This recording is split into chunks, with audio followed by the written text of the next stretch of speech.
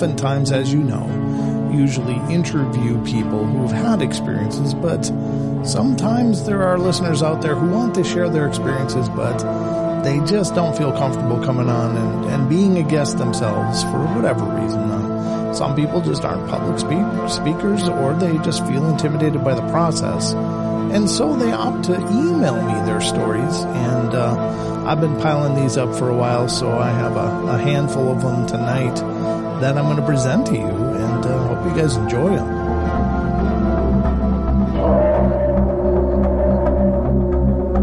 Hey everybody, and welcome to the Paranormal Portal Podcast. I'm your host, Brent Thomas. Thank you all for joining us, and special thank you goes out to all of you who continue to support the podcast and continue to spread the word.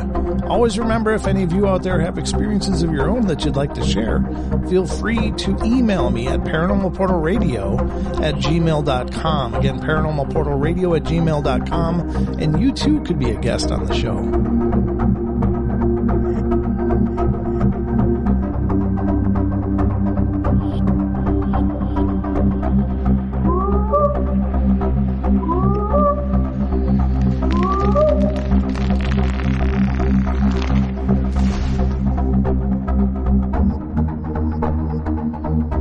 Buckle up. It's about to get spooky. We're going to check out an email from a listener named Tina, and she's also a regular in our YouTube chat and our Discord chat. And by the way, we do have a Discord if you want to become involved.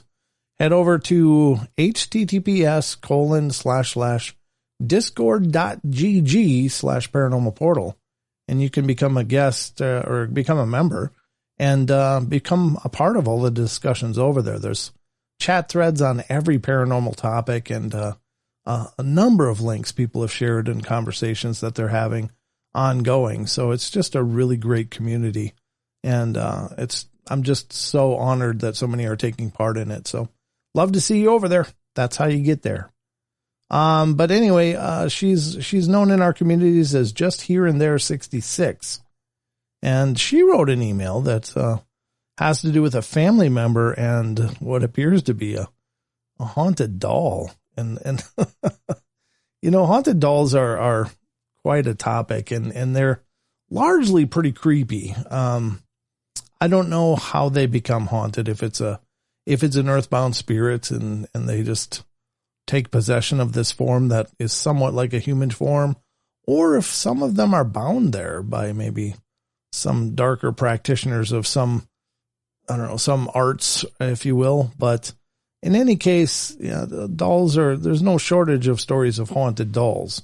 And I did a lot of research on haunted dolls a couple of years ago, because I was really curious about the stories, or, how did this come to be? How did we get dolls, and then why did they become haunted?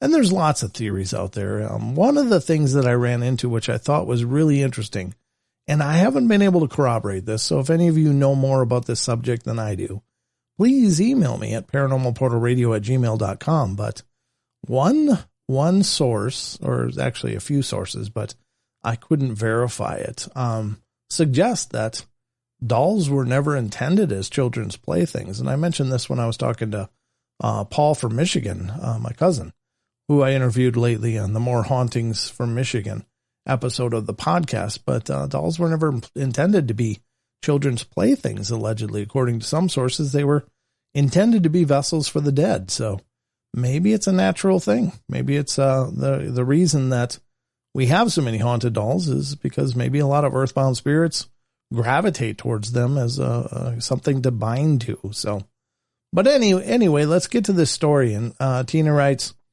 "Here is a story my sister, let's call her Lisa, told us the day after another sister picked her up from the house they were renting in Peculiar, Missouri. I'll relate all that I can remember with what she said. Lisa and her husband had moved into a large 3-story house sometime in October of 1984. They paid very little rent because her husband was remodeling it in trade. They found a doll in one of the upstairs bedrooms, and the kids were at first really excited to see it. It had long blonde curly hair and was about 2 feet tall. Well, a few days later, she found the doll in a burn can and asked her 4 children why they had thrown it away.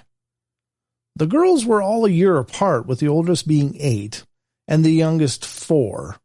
The oldest one, we'll call her Julie, said it was an evil doll, and it looked at them crazy, and it talked to them, and it told them to do bad things. Then it would laugh, a really evil laugh.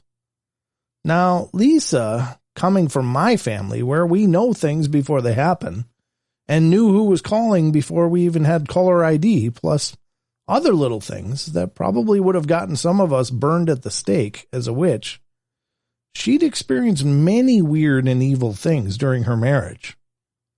She swore up and down that her mother-in-law worshipped the devil and had a room in her house with an inverted pentagram painted on the floor and covered it with a large braided rug.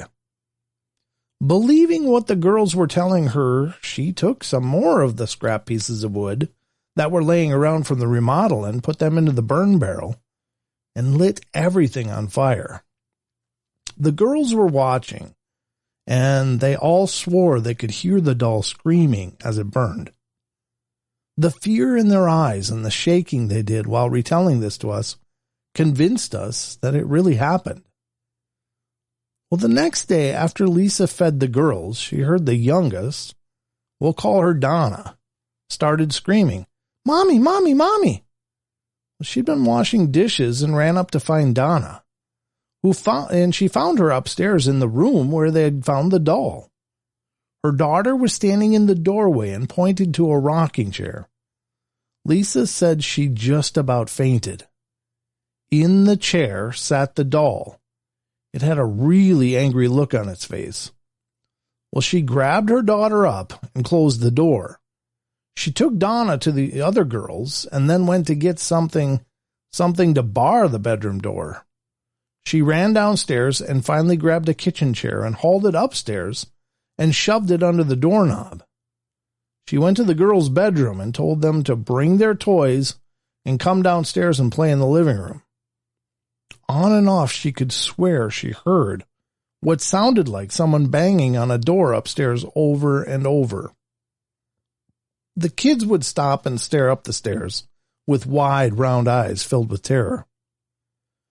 While her and her husband got home from work, we'll call him William, she told him what had happened and that he needed to get rid of the doll now. He said they were crazy and went upstairs and brought the doll down and told them there was nothing wrong with the doll. Well, the kids all started crying and telling him to take it away. It was bad, etc. Well, he finally put it into a large trash bag and took it to his mother's house and said he put it into the trash that would be picked up the next morning. The next day, Lisa was gathering up laundry to take downstairs to the basement, with Donna following her. The other children were in school and would be home on the bus soon. Lisa hated the basement, even though it was well lit and really huge. One of the rooms had a drain in the floor with a pump sitting next to it. It was the one room that creeped her out the worst. They'd been told the pump was for when the basement flooded. Well, she got the willies and felt like she was being watched all the time she was down there. It was always cold down there, too. There were 6 large rooms, 3 on each side of the hall, right after the staircase that came down the wall on the back side of the house. Then came to a large room with the drain and a small laundry room that was located under the second staircase that ran along the wall in the front of the house. She started hearing a strange kind of dragging noise and crept out into the hallway to look around. Warily, she stared across the large room and towards the hallway and turned on the hallway lights. Lisa had come down the stairs at the front of the house because it was closer to the laundry room. The other staircase just felt evil and made her feel that she would tumble down them whenever she used it. She heard the sound again, and then a thump. Freezing, she stood at the beginning of the hallway and heard a drag and thump again. On the far side staircase, something moved, and she heard the drag thump again. About 5 stairs from the bottom, she saw what looked like a black trash bag that you would use in a 30-gallon trash can. Like the bag William had put the doll in. Heart pounding, she saw it move again. She saw the doll's head lift up off the stair and give her a leering smile as it was dragging itself down the stairs with one arm. It looked like it had torn a hole in the bag and could only get one of its arms out and its head. She was so scared that for a minute she couldn't move. It thumped down another stair and she turned around and ran back to the laundry room, picked up Donna, and ran up the stairs. At the top, she slammed and locked the door. She put a crying Donna down in the living room and raced to the kitchen to lock the other basement door. Her other children came into the door and into the living room as she sat down beside Donna. She picked up Donna and rocked her as she cried. Julie, Megan, and Annie all started asking her why Donna and she were crying. Lisa had not realized that she was crying until they asked. Knowing she could not lie to the girls about the doll, she reluctantly told them about the doll being back. And just then came a pounding on the basement door in the front of the house. Screaming, they all ran upstairs to her room and jumped on the bed. Lisa locked the door behind them, and it was dark when William came home and found them in the bedroom. He asked why in the hell the bedroom door was locked and where was his dinner. They all went downstairs and Lisa made dinner and told him what had happened. William didn't believe her and told her that she was crazy. Lisa told him to look in the basement if he didn't believe her. Well, after he ate, William went downstairs and said he didn't find anything and that she was just imagining things. He went to his mom's house, telling her not to wait up. A few hours later, someone rang the doorbell. Lisa pulled open the ornate heavy oak front door and saw the landlord. She opened the storm door and let him in. He had come to see how the remodeling was going on. Not wanting to anger him, she took him on a tour of the house. They ended up in the living room where the girls were playing. You guys have improved a lot more than the last renters. You would never know it had been a mortuary up until 10 years ago, said the landlord. In shock, she could only blink at him and trying to comprehend what he was telling her. He told her to have a good evening and that he would see himself out. The screaming of the girls brought her out of the stupor. Something was banging on the kitchen basement door. She told the girls to go upstairs and lock themselves in her bedroom. She was going to call her mother-in-law's house and tell her husband to come home. The nearest neighbor was a block away. 15 minutes later, she came in the front door and headed upstairs. She didn't hear anything coming from either stairway door. William did not come back that night or the next day, which was Saturday. They'd been outside most of the day trying to stay away from the evil in the house. Well, sometime after lunch of peanut butter sandwiches, why I remember so clearly is weird, the feeling that William would not be home that weekend, she started to thinking about what she could do. Around 4 p.m. before the sun set, she took the girls and went again to her nearest neighbor, Jean, who was a nice grandmotherly woman. Jean set the kids down with cookies and milk, and Lisa asked to use the phone again. Well, Jean told her to help herself, and she called collect to our oldest sister, Alice, and asked her to come pick them up because they couldn't stay in the house another night. Thanking Jean, she told her that she'd be going to stay with her sister in Kansas. She would be there in a few hours to pick them up. Well, they ran back to the house and reluctantly went inside after an hour at Jean's house. The clouds had moved in and it started to sprinkle. It was one of the reasons they went back to the house. The rain turned into a pounding thunderstorm as they went through the front door. On the way upstairs to pack some clothes, they could hear banging on a door start up in the house. Hurriedly, she grabbed some clothes for all of them, and they all went downstairs to wait in the foyer, which, thinking about it, made sense why it was so big. Mortuary. The banging on the basement door intensified, and then a loud crack sounded throughout the house, and an evil laugh seemed to echo all over the first floor of the house. The banging, cracking sounds and evil laughter continued. Alice finally pulled up in the address where Lisa had said to pick them up 3 hours earlier. The storm must have knocked out the electricity to the place. No lights were on. She couldn't see much through the pouring down rain. She put on her coat, got out of the car, then stumbled her way up the stairs that she had seen in her headlights. She made her way to where she had thought she had seen a door. When she knocked on the door, screaming started. Lisa and all 4 girls were huddled between the storm door and the front door. They went there to get away from the doll and stay dry. There had been banging on the inside of the front door, terrifying them, since they had come back from Jean's house. It had stopped a few minutes before Alice knocked on the storm door. Then banging started up as they were all trying to tell Alice what happened. They all ran for the car. Lisa thought the doll knew they were leaving and had escalated its attack. Oh, dear God. Again, just here and there, 66. Thank you so much for this story. It's so creepy. It really does sound like a Hollywood version of something, but when you think about it, that's the foundation for a lot of Hollywood, is real stories.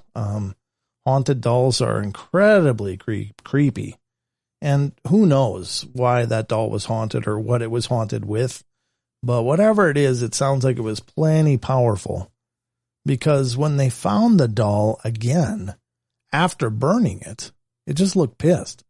It didn't look burned, according to the description. It just looked angry. I've heard so many of those stories through the years. Oftentimes Ouija board stories kind of sound like that, like people try to burn them and then the board shows up again. And I've heard it with dolls as well, that, but usually the dolls still have maintained some kind of damage from it. But this is very, very, very disturbing. Yikes. I don't know. I guess the word of the wise is just say no to dolls.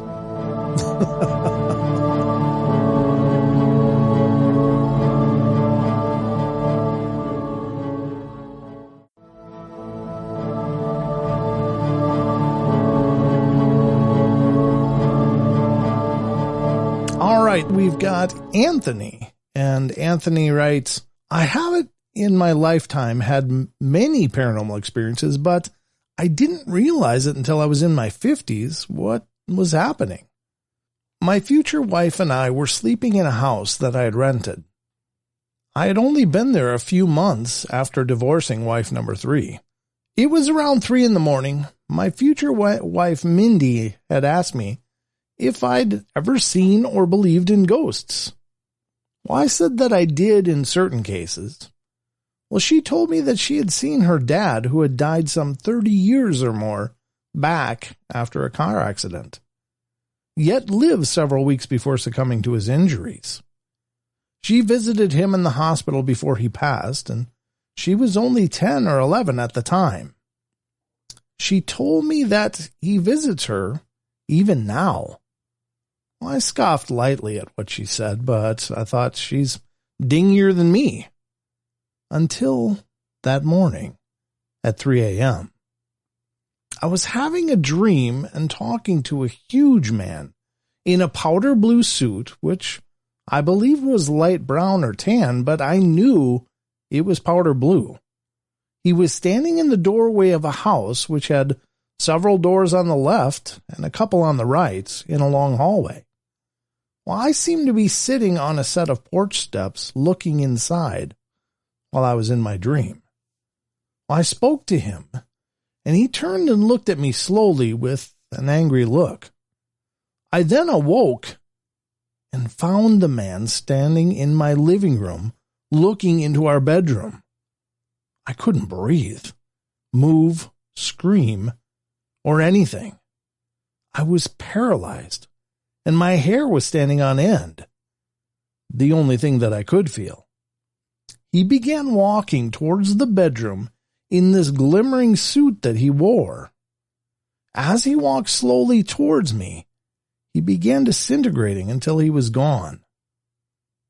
I could finally breathe and move and got out of the bed and just walked into the living room where I had a propane heater going to break the chill of the cool late fall morning. My girlfriend woke and asked me what was wrong. I said nothing, just a bad dream. I thought someone had broken in. Oh, she said, it was probably Daddy. No, I said it was just a bad dream. Well, I went back to bed and got up at 5 a.m. to get ready.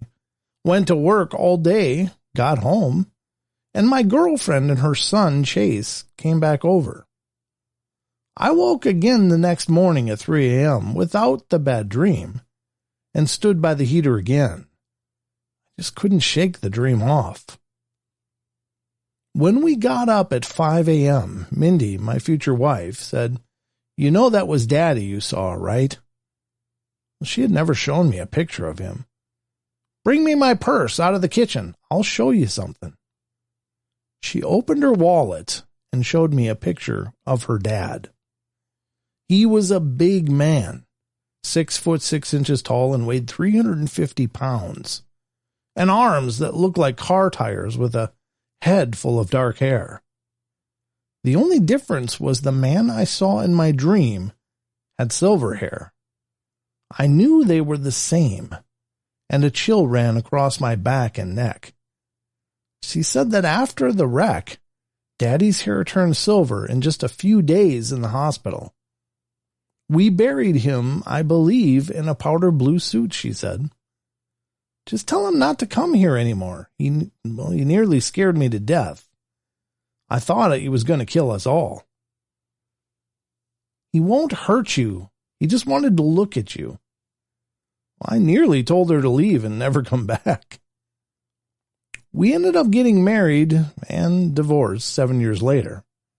Looking back now, I realized that this had been going on at different times in my life.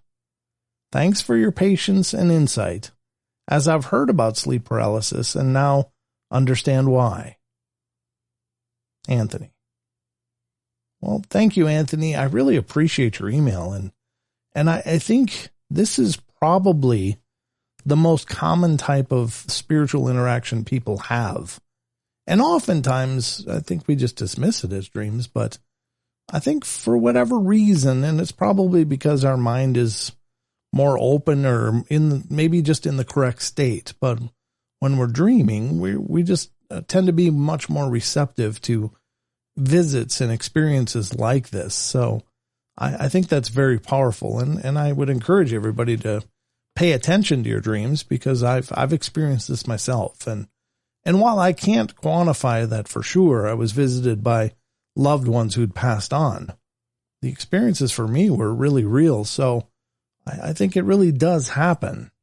And if you think about it, I mean, you know, the difference in our mental state between our relaxed and sleeping state versus our awake and chaotic state of just being focused on our lives and the day-to-day stuff and task-oriented. I mean, our minds are so busy. So it stands to reason that it's probably much, much easier for them to come through when we're in that open, receptive sleep state. So I think that's really powerful. And it's really kind of beautiful, because, you know, it's nice to know that even though their physical bodies have left, or they've left their physical bodies, they're still with us and still focused on our well-being. And I think that's amazing and marvelous. And I really wish more people, especially those in mourning, had really profound dream visitations, because I think that would be so healing for everybody. But once again, Anthony, thank you so much for sending in your story. I really do appreciate it. And if you come up with any more, keep them coming. I'd love to hear more.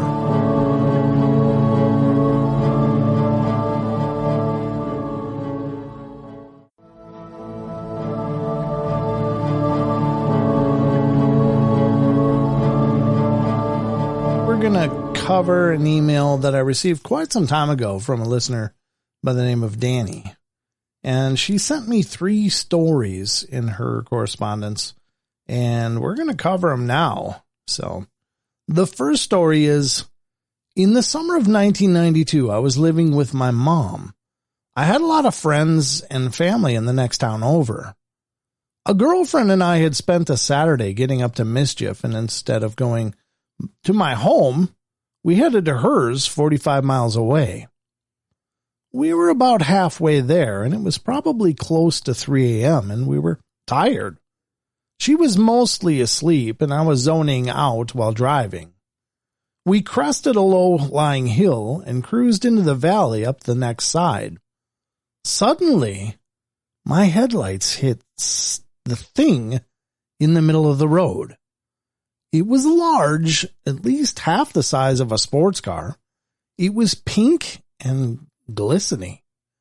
It was a blobby mass that really didn't have a shape and just the suggestion of legs and feet. It had a mostly human head, but was hairless. It had a pig's snout and tusks and ears, but very human eyes. It just felt evil and malevolent.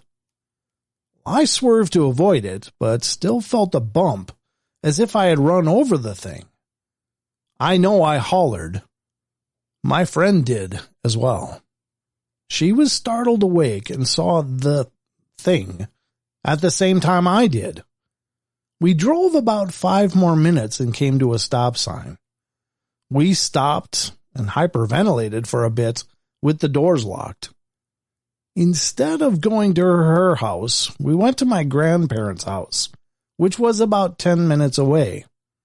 When we got there, we both counted to 3 and jumped out of the car, armed with a flashlight, and checked the car for damage. With the size of the bump that the car made, there should have been some evidence. But there was nothing. We both hurried inside and into the downstairs family room, turning on all of the lights. We were both still really freaked out.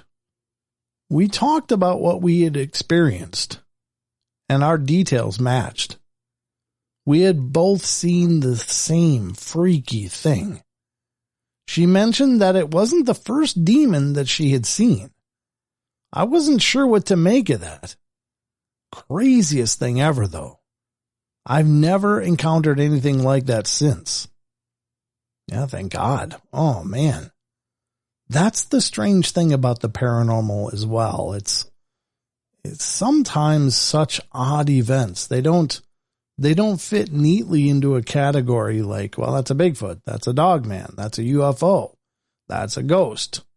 Sometimes you get these oddities that are, for all intents and purposes, kind of just one-off events. And I always wonder what to make of these because, I mean, what's going on? How did that thing, which obviously seemed to have some kind of mass, because they did hit it with the car bumped or thumped when they allegedly, quote unquote, went over it, but there was no visible damage to the car. But it had a mass of some kind because it displaced the car enough to make it thump. So what is that? What exactly is going on here? And I'd love to tell you what it is, but I don't have any idea either. It's just one of those weird events that you kind of hear about it and you just scratch your head like, what do I do with that? And honest to God, I don't know. I mean, there's just the oddities and the weirdness that makes up the paranormal, but it is just peculiar. I don't know. I can't tell you how many of these weird one-off kind of stories like this I've heard through the years of doing the shows, but they do come up, and I don't doubt that the people saw what they thought they saw. It's just, I don't know what to do with it because it's kind of one of those weird stories that doesn't fit neatly with anything else. It just kind of exists as its own nebulous thing in this strange world of the unknown. So I don't know, make of it what you will, but that was her first story. Let's get to the next one. Starts out, after my son was about a year old, we moved into an old farmhouse in the middle of a cornfield. Well, I've always been a farm kid, so I didn't think much of it. It was just the two of us. And even though it was more house than we really needed, we made the most of it. Every so often, I would hear the house creak, even if it wasn't windy, and always assumed that it was just because it was an older house. There were times, though, especially if I got home later at night, I worked a swing shift, I could just feel this really negative energy radiating from the house. Malevolence. It was just really angry, and I could feel that whatever it was, it meant me harm. And this continued for a couple months, and I figured that I was just being an overly sensitive girl that was living in the middle of nowhere, a cornfield. Yep, I've seen children in the corn. But one time, though, my sister was with me. We pulled up to the house, and the porch light flickered, and then it stopped, and then flickered, and then stopped again. Something it had never done before. Suddenly, that angry, negative, scary feeling just came over me. My sister turned to look at me and could see that I was stressing about something, and she asked, "Can you feel that?" I wanted to make sure that we were on the same page and asked her, "The malevolence?" She shrugged and said yes. I breathed a deep sigh and told her that I could feel it and that it wasn't the first time. She then wanted to know if we had to go inside. So I asked her where else we were going to sleep that night. Well, she suggested going to my parents' place 15 minutes away. Sounded better to me, so we noped out of there. I moved out about a month later. I just couldn't take that feeling anymore. Yeah, that's a creepy story. I always believe that when you're in the presence of real evil, real spiritual evil, you just feel it. You feel it through your bones. It has an aura that is really unmistakable, and something I've felt before, and it's nothing pleasant about it. It's just, and with situations like this, when hauntings like this don't start out with, hey, furniture's flying across the room or something. They start out with oddities, just subtle things. It's like the energy has to ramp up over a period of time.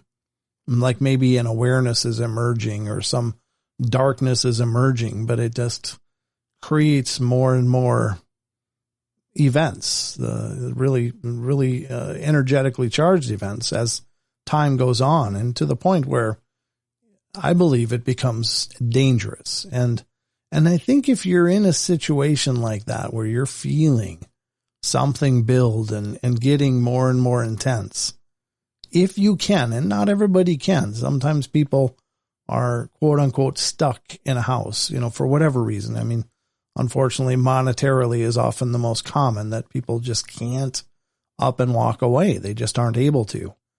But if you can, then I think that's the right call, especially when you have children, because you don't know what does that mean. You don't know if that's going to be the target, or if you're going to be the target, or if you're both going to be the target. And certainly, being a parent, I completely understand that you've got to put the safety and well-being of your family first. And so I think she did the right thing, just getting out. And, could there have been a resolution to it? Sure. But this is a single mom with a small child. And what do? You've got to make the best choices you can. So, but it is interesting that activity seems to escalate. It seems to build to something. And usually when it's ramping up like that, and you're already having those feelings of dread and horrible, sensations in your gut about what's going on around you, you gotta pay attention to those gut feelings, because maybe it's our guides, maybe it's our intuition, or, whatever you want to say, empathy, whatever, your guardian angel telling you to get the hell out or whatever.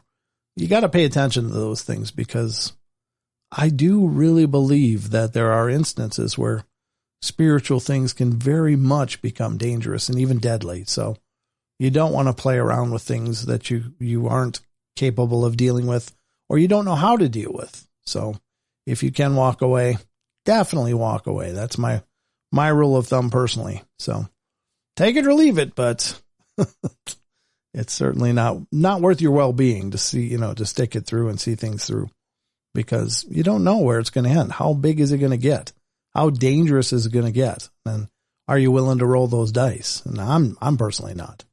The last story that Danny submitted is, I live in a part of the U.S. that has had a regular Bigfoot sightings, and generally speaking, I feel that they are real, but don't think that they spend much time in populated areas. Otherwise, we'd have more sightings. Well, anyway, last year we had some investigator types out to check this structure that we found on the woods behind our house. Well, they were certain that we'd had some sort of visitation by Mr. Bigfoot. I didn't think too much of it, as long as he left me alone. I wasn't planning on bugging him for his autograph or anything. Well, this past spring, our dryer went out, and I'm too cheap to go to the laundromat if I don't have to go. So instead, we were hanging our wet clothes on lines to dry outside. It was nice weather, so why not? One afternoon in early May, it was going to rain again, so I was hurrying to get everything off the line and in the house before it got wet again. I felt like I needed to hurry, but not just because of the rain. I felt like I was being watched by something. It was in the trees behind my house. Whatever it was started making noise too. This growly / grunting noise. Well, it made the hairs on the back of my neck stand up and really freaked me out. All I could think is that I was going to be attacked by a bear or something, because I wanted dry towels. Well, I hurried my butt up and got inside. The last 10 minutes of pulling laundry was accompanied by a sense of doom and growls and grunts. Well, later I checked around to see if a bear had been seen in the area, and no, nobody had seen a bear, and I didn't find any sign.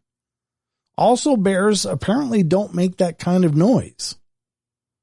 Well, we got the dryer fixed and didn't need to stress Mr. Bigfoot out by hanging my laundry on the line anymore. That's good. I mean, I think in the case of Bigfoot, I think that they really are kind of anywhere and everywhere. I think they are truly masters of their domain. They are very good at what they do, and they've been doing it successfully for tens or hundreds of thousands of years. So they are very adept at being unseen and stalking and probably taking prey. I think that they are omnivores. They eat plants, bugs, berries, and beasts, deer and hogs and anything else pretty much. I think Don came up with the idea. I think he called them an opportunivore. And I think that's a good way to kind of sum it up, that they'll eat whatever they can get their hands on. And so I think if you feel like something is watching you and you got a bad vibe about it, much like in the haunting scenario, trust those vibes, because you just don't know. Now, in all reality, we don't really know anything truly about Bigfoot other than the fact that they seem to be out there. They seem to leave tracks. They seem to leave physical evidence. They're seen eating things. So it seems that they are at least normally a substantial being, like a physical thing. But we don't know their behavior much outside of what we can gather from anecdotal evidence, where people have seen them doing something and observed them doing some sort of behaviors for some sort of reason.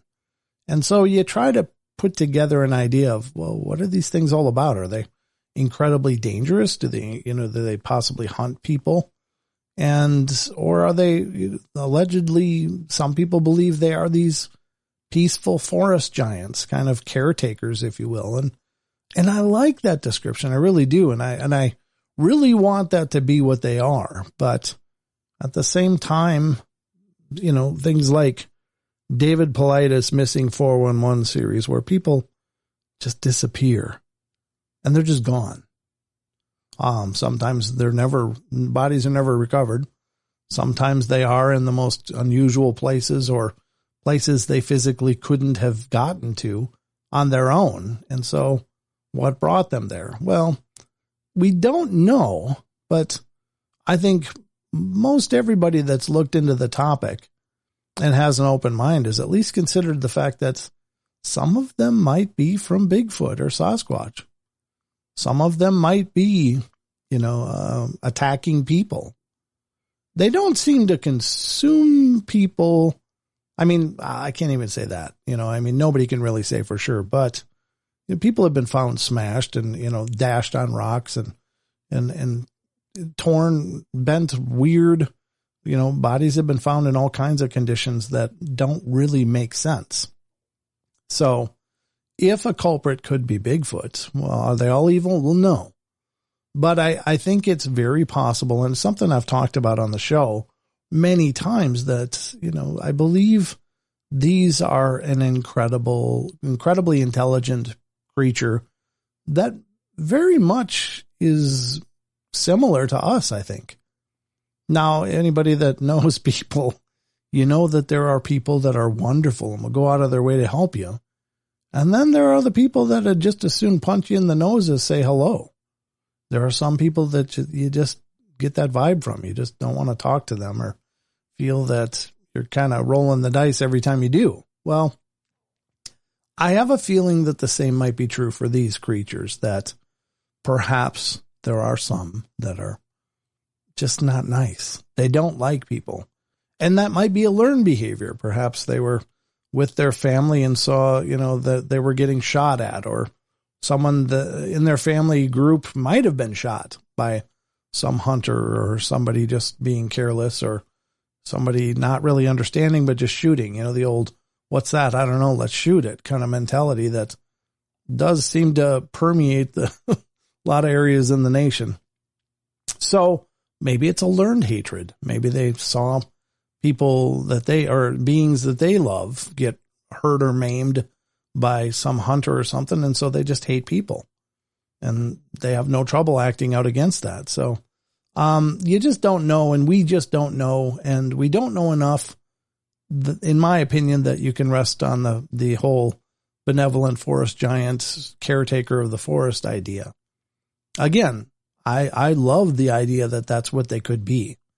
I truly do, but I don't think we're in a situation to make those kind of assumptions across the board.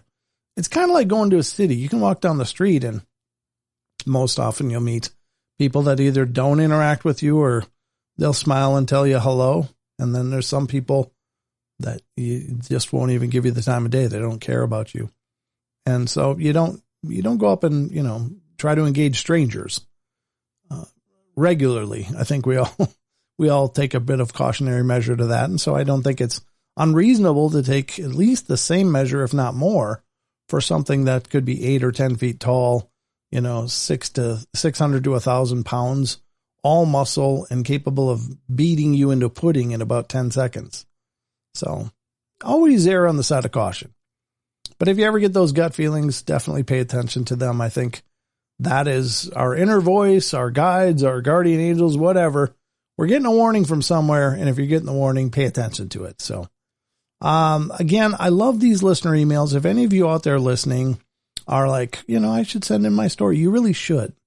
Because, of course, my favorite thing is to talk to people firsthand, because I love to have discussions about this stuff. I love to ask questions. I love to hear little nuances in storytelling that you might not put into an email. And I think it's a great opportunity for all of us to learn. But second favorite is getting your emails. And I'm happy to share those with the listeners. If you're one of those people out there, it's like, I don't know, I just don't feel comfortable being a guest, I don't think I would be a good interview or whatever, then send it to me in email. I'm happy to share your stories as well. This is something, either way, I love hearing from you guys. I love hearing what you've seen, what you've experienced, because, as always, my motivating factor is this is a journey for me and a journey to hopefully understand. And so everybody that come forward with their story brings some new nugget of information that I'd never heard before. And maybe you're one of those people. So by all means, email me your stories to paranormalportalradio@gmail.com. And I'll be happy to read them on a future version of email from our listeners, listener emails, which I collect them as they come in. And when I have enough, I do an episode like this. So thank you again to everybody who did submit your emails and your stories. I really appreciate it. And keep them coming. And thank you for all the love and support from all you guys out there. And until next time, you guys take care. I'll talk to you soon. Get out!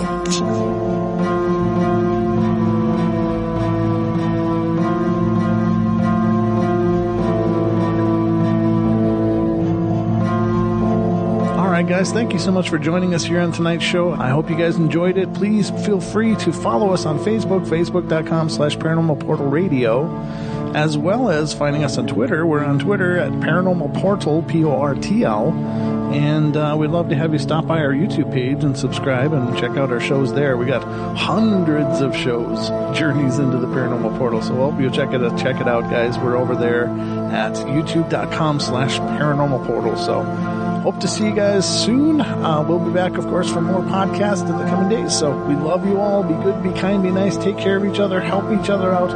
Find the magic in every day. And remember to laugh as much as you can.